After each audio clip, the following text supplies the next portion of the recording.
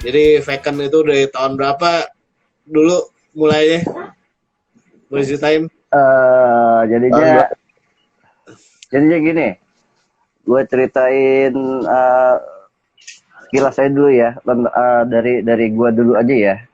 Sementara namanya, karena waktu awal kan 87 gue tuh udah main gabung sama Glenn, terus cuman jam session doang, terus habis itu gue masuk ke bantuin Stupid Dayan, yang kebetulan juga Kiki gitarisnya juga lagi nggak bisa juga. Nah itu sebenarnya periode Stupid terakhir, formasi Stupid terakhir gitu loh, 87. Setelah itu ada 3 gigs, ada 2 gigs gitu ya, yang mana gue juga bantuin Dayan. Habis itu tahun 88 baru gue ngajak Igun Agung dulu, karena Iyoy belum masuk awalnya. Terus setelah pemain drumnya sementara waktu awal-awal kita ngajak Rudi Sudjarwo. Kebetulan ada Dodi Ketamsi juga yang sementara waktu itu bantu ngebas awalnya. Terus habis jadi Dodi sempat main, tapi maksudnya main latihan gitu loh, sempat latihan 2 kali. Habis itu karena kita juga nggak cocok sama Dodi, dan Dodi juga kurang ini juga, ya udah, jadi kita setelah itu ini ke Iyoy. Sementara Iyoy kan dari Hands Rockin awalnya kan, Sam dulu kan dia Hands Rockin kan, pemain bass Hands Rockin juga. Nah dia kebetulan kedengeran nggak Sam suara gua? Kedengeran. Nah terus habis itu Iyoy masuk ke Vacant.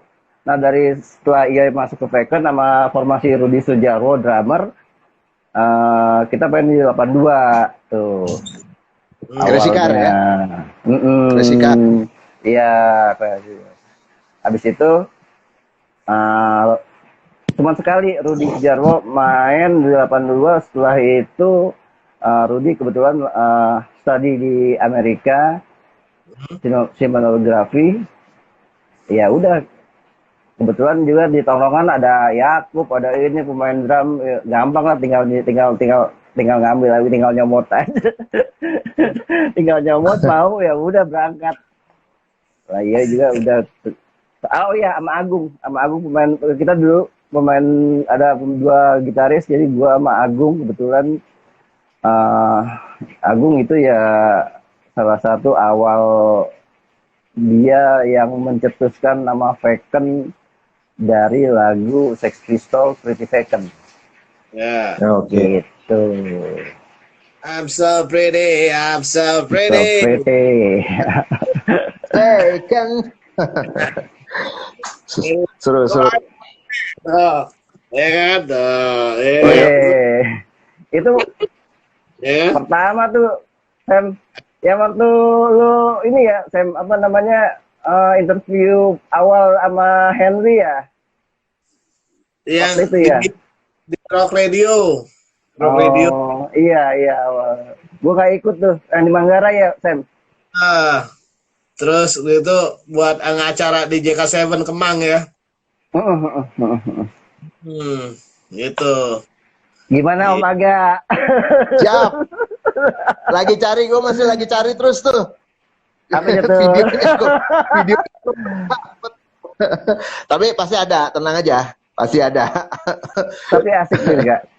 Kalau ada. Kalau ada. Ada sih, coba nanti gue pelan-pelan gue cari lagi. Video apa? Itu ya? Video yang kemarin, yang tentang pansos waktu tahun berapa tuh gue lupa, tuh 91 apa.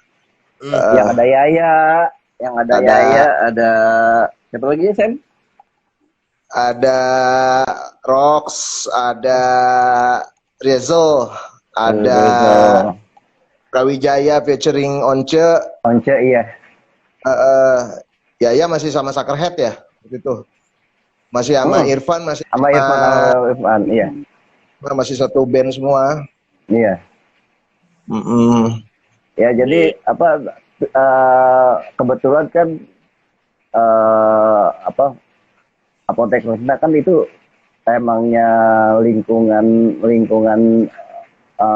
daerah dekat daerah rumah gua, jadinya sebenarnya deket banget ya rumah gua sama Apotek Resna, kayak dari sini ke depan doang gitu loh. Banjarsari depan ya? Jalan Banjarsari, iya. Iya. Seru. Tapi boleh ceritain dikit, Rick. Itu bagi gue kan berapa kali waktu itu ke Pit Pub juga ya. Maksudnya memang jujur komunitas yang kalau kita bilang bawain punk di tengah-tengah sebagian besar lebih banyak trash ya waktu itu ya. Nah, boleh diceritain dikit nggak tuh, Rick? Lu kan bisa dibilang jadi di situ tuh udah pernah bantuin Dayan gitu kan dengan Prisoner. Iya. Stupid Prisoner ya. Stupid, terus pernah bantuin ini juga di Shit pernah bantu juga ya. Di Glenn bareng jamming aja sih sebenarnya, yang ngajak juga Ari, bukan Glenn sih sebenarnya. Almarhum yang ngajak. Rocks. Itu gimana tuh? Boleh ceritain sedikit nggak? Maksudnya suasana waktu itu, atmosfernya waktu itu gitu ya kan? Karena memang kalau atmosfernya memang dulu kan kalau Pit Pub kan kayak Dwima tuh dulu kan tokonya, karena dia di belakang kan atmosfernya tuh ya agak-agak remang-remang, gelap-gelap gitu lah. Kan namanya anak-anak pada nongkrong di depan Pit Pubnya itu, terus itu ya yang awal-awalnya kan emang Dayan ya. Maksudnya Dayan banyak lah sebelum rame gitu. Kebetulan juga ya Dayan, terus Glenn, terus ya anak-anak rock, ya pada nongkrong cerita ya, sama nanti akhirnya tuh ya ke Apotek Resna ya gitu aja, nongkrong ngomong sana sini yang ngalor ngidul gitu lah. Jadi abis itu ya ngomong ngalor ngidulnya ya tentang band, tentang ini gitu loh. Terus akhirnya buat band atau ya buat band gitu loh. Buat band, terus musikannya ya tergantung dari aliran masing-masing lah. Bicaraannya lah gitu loh. Ngelompok sih sebenarnya, tapi ya kita saling kenal gitu loh. Iya. Sebab waktu itu berapa kali memang gue kan sebenarnya kalau di sana termasuk junior tuh ya. Jadi gue kan Dodi bekas ex drummernya Suckerhead tuh. Jadi kita lebih junior. Kita lebih junior nih. Jadi gue ingat tuh waktu acara tuh memang ngeri juga. Jadi yang di luar tuh banyak juga udah pada pakai baju GBH gitu kan. Iya. Anak vokalnya tapi gabung sama anak-anak GIS gitu ya kan. Iya. Itu trash. Iya. Jadi yang nongkrong di luar seru banget. Memang serunya, tapi ya kita juga termasuknya juga banyak yang, karena ya kayak Dayan dan kawan-kawan gitu kan, dia kan ya inilah jis minded lah. Maksudnya kita juga minder juga gitu, ada bule, ada ini. Ya kayak Buluk kan juga kan yang dia posting kemarin tuh ada tuh kan foto Buluk yang mana? Yang pas di ya masa Pit Pub deh. Nah itu ya kayak gitu Buluk masa Pit Pub gitu. Jadi emang dulu sempet kerekam gitu tampang Buluk tuh, jadi pas sekarang kayak Buluk yang dulu deh gitu. Jadi ya pas itu ya udah, sekarang juga dia juga langsung kenal langsung sama gue juga sih gitu. Iya. Kan kocak juga kan Buluk masih diem. Ya karena gitu lah, agak masalahnya di sana tuh kelompok-kelompoknya tuh ada yang jet set gitu kayak Dayat gitu dengan bule-bulenya dengan ini gitu dengan anak-anak jisnya gitu kayak beda kasta gitu. Oh iya. Soalnya yang pertama tapi Rick, lu boleh ceritain dikit nggak, Rick? Kan jadi di tengah-tengah thrash yang waktu itu kan yang ngetop biasanya kan Metallica standar lah ya, Metallica, Anthrax, terus nanti Megadeth dan inilah apa Testament biasa kan gitu. Tapi di antara itu udah juga muncul grup-grup punk ya, maksudnya band-band punk tadi kan kayak Stupid, ada Shit, ada Vacant gitu ya. Belum, Vacant belum ada. Masih harus Stupid. Zaman Pitpop kita masih nongkrong aja. Kayak gua, Igun, ya masih nongkrong aja, belum ada kepikiran nggak bikin band itu. Waktu masa Pitpop loh. Iya. Oke. Jadi yang udah bisa dibilang established waktu itu grup-grupnya boleh diceritain nggak? Jadi kalau waktu itu kalau agak-agak ini ya? sih Rocks aja sih kayaknya Rocks, terus ya kayak Rotor aja belum, Tuckerhead aja belum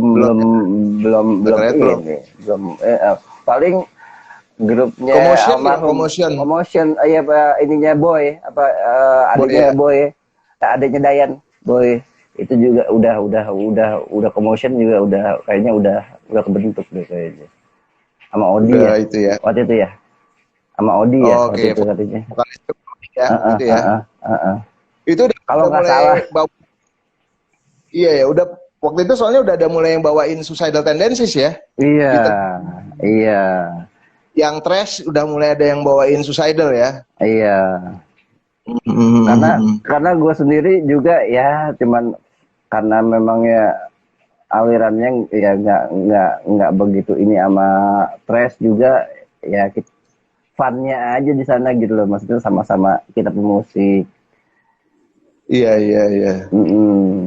Tapi seru sih memang di sana sih mau apa aja pasti seru, langsung dapat support luar biasa sih ya di Pitpop ya. Iya. Dapat support luar biasa. Tapi abis itu kan setelah Pitpop nggak begitu ini pindah ke PJ yang di Lebak Bulus gak? Nah setelah dari PJ baru ke Apotek Retna. Gitu. Oke. Sebenarnya yang kenapa? Kalau di PJ sih nggak manggung kali ya, cuma nongkrong aja kali ya? Enggak, nongkrong doang. Oke. Nongkrong doang. Kalau sebenarnya kalau untuk di Apotek Retna sendiri itu ya kayak Mpai Slang, kayak Edo Voodoo. Ya pada ngumpulnya di Apotek Retna gitu loh. Jadi maksudnya grup-grup yang terus ya lahirlah kayak Suckerhead, Rotor, macam-macam lah kayak Crossover gitu, RM Scream, anak-anak Apotek aja lah ininya. Iya. Seto, kenal kan enggak Seto? Iya, Nobra, iya. Satu komplek ya. Ali Pohon. Ya enggak? Ali Pohon. Iya. Benar. Ali Pohon dulu apa ya? Bawain itu ya model Skid Row gitu ya? Skid Row Sebastian. Makanya kan dibilang Sebastian, Mbah. Iya, benar. Sebastian, Mbah. Iya, jadi dari Pitpop ini melahirkan banyak genre ya sebenarnya ya. Ada yang Iya. Melahirkannya sih sebenarnya di Apotek Retna sih kalau gue bilang sih melahirkannya banyaknya di Apotek Retna sih. Apotek Retna ya. Kalau kalau di Pitpop tuh hanya baru nongkrong awal doang. Tapi kalau yang secara awalnya karena gue nongkrong di sana itu udah rame gitu. Jadi awalnya kayaknya lebih ini ke Dayan lebih tahu deh untuk untuk sejarahnya. Oke. Nah itu boleh tahu nggak Rick? Itu dari yang biasa acaranya biasa setiap apa sih? Setiap Jumat apa Sabtu ya? Gue lupa juga tuh di Pitpop tuh. Malam minggu ya, Sabtu ya. Malam Sabtu malam minggu deh kayaknya. Itu bisa.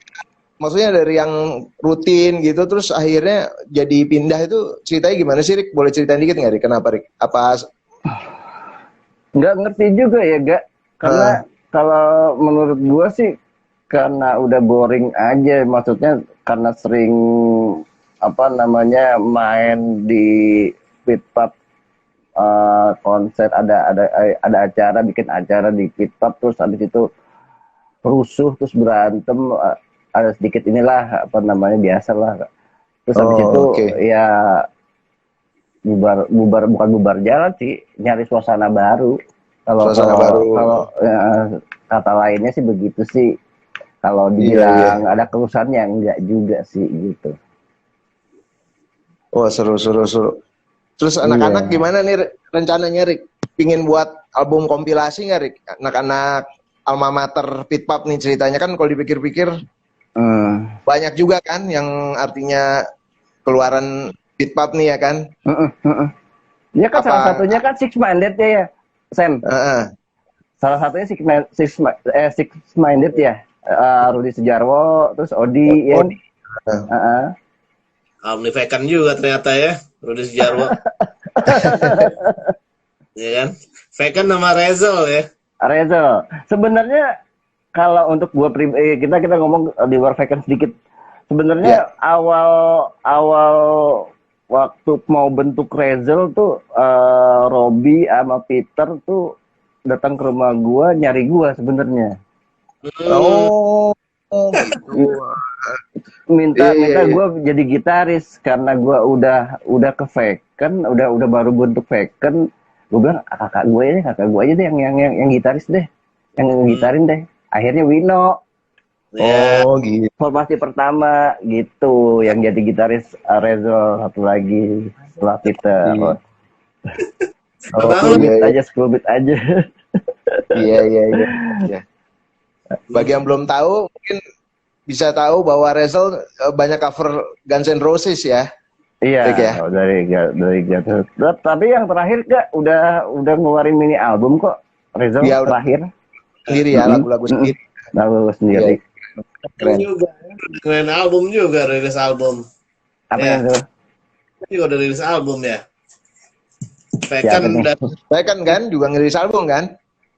Iya, ceritanya rilis album Vekan tuh sebenarnya kan kita awal dari vakum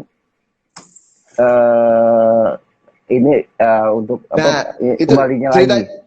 Ceritanya gimana, Rik? Boleh ceritain dikit tentang Vekan? Dia kebentuk kapan, terus vakum kapan, terus gimana ceritanya tuh? Ceritanya bisa kumpul lagi gimana tuh, Rik, ceritanya, Rik?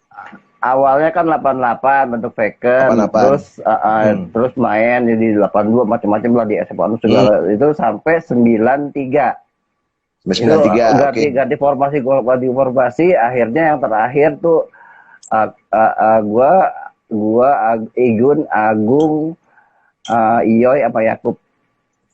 Udah terakhir vakum, ya Iyoy juga ini, terus Igun juga ke luar negeri, terus gue juga ngurusin kuliah lagi, ya banyak lah. Terus habis itu ya kita berumah tangga lah.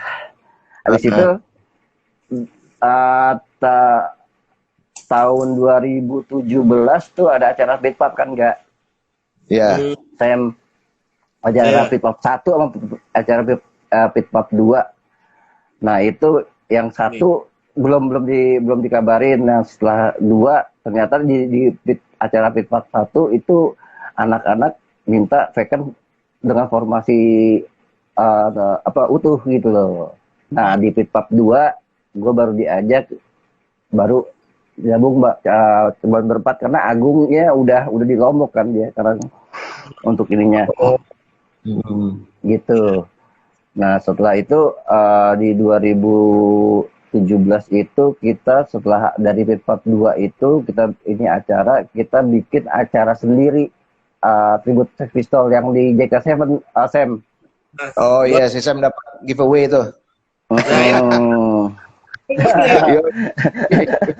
Ada tuh videonya, Sam. Lu joget pogo-pogo, Sam. Ada gue. Nah itu kan ada marginal tuh, Sam.